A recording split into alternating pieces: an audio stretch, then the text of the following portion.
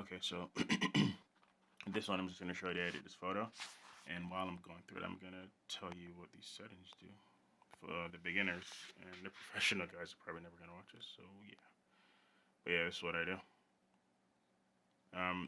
Okay, so for this one, this specific photo, I'm going to put the EV to plus 2.8 to make it a little brighter. So this exposure settings, change the exposure. You have your screen dark, the image is darker by -4 EVs, or you can make it brighter by +4 EVs.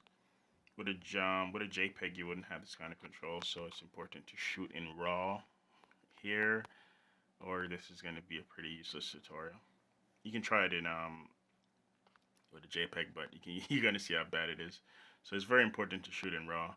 The thing is that the LG V10 default app shoots in 10-bit, which is insane in a bad way, because camera FV5 shoots in true 16-bit RAW, and I just don't understand why LG would do something that stupid. But either way, for this one, I'm gonna go plus 0.2 EVs, specifically 2.8. On the next one, there's highlights, but I won't mess with that yet. Not yet. Contrast. I'll show you what a contrast does. You have less contrast. You have more contrast. It's all the taste, man. For this one specifically, I'm gonna do 50. I showed it before. Yeah, it's a good little change. It's less dull and adds a little more pop to it. The next one will be structure. Excuse me. Structure, I barely use it, but for the last 2 images, it's been really well. So for this one, I go 50. Some images will work well, and others it would just completely destroy. So just have to have fun with it and try and see what works for you. I'm just trying to make the image pop more. Excuse me. The next one is saturation. You go all the way down, desaturate the image to black and white, or you can go all the way up and really just make it look not so appealing. For this one, I'll be 20, which is a good amount, if you can see. 20 there. The next one will be temperature. The tint, the tint, I'm gonna drop it to 0. You have the mess, you can see what a tint does. I don't really like it at all.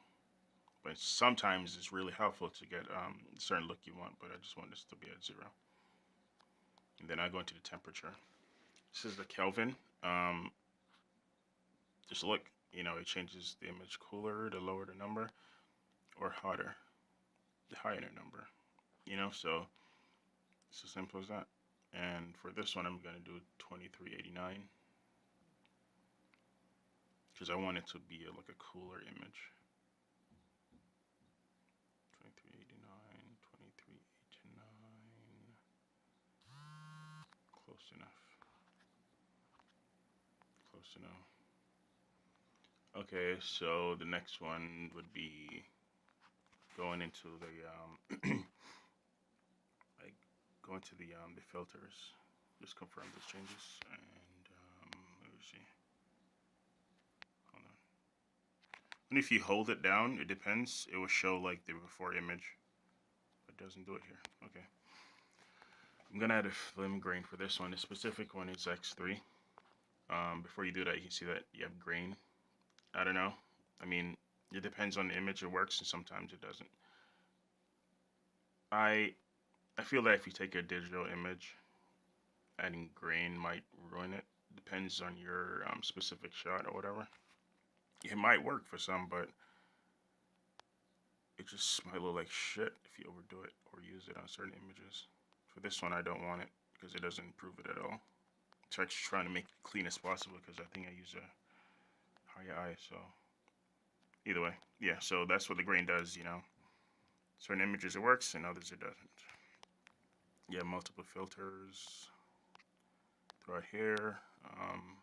X3 filter. You have the style strength up and down. See, when I do that, sometimes I don't remember exactly what value it is, and you can't default back to it because that freaking setting has been removed for some stupid reason. So I think this was 80.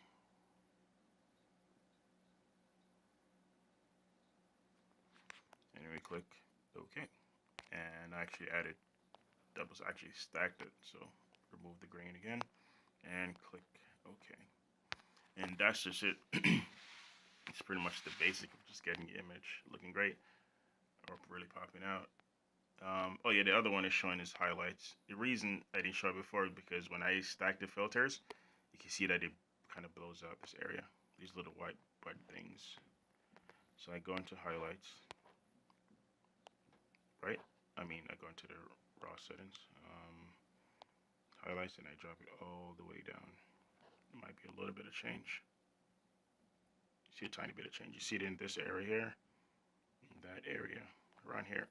You see the most. See if I can show before.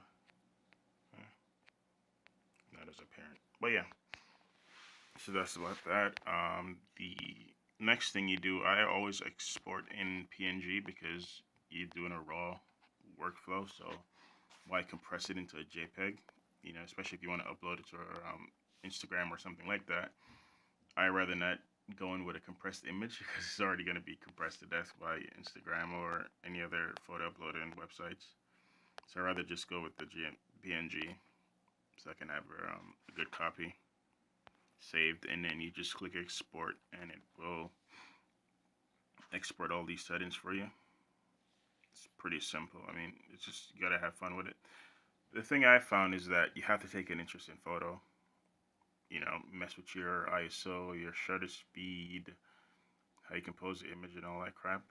Surprisingly, I didn't think about this one at all. I just took it because if I could, I would put this thing right here, this little creature, more over this side instead of being dead set in the middle. But yeah, whatever. That's that. Yeah, and it's just simple, you know. Just have fun, and there's really no rules to adhere to. Just do your thing, you know, and just enjoy it. And that's about that. Thank you.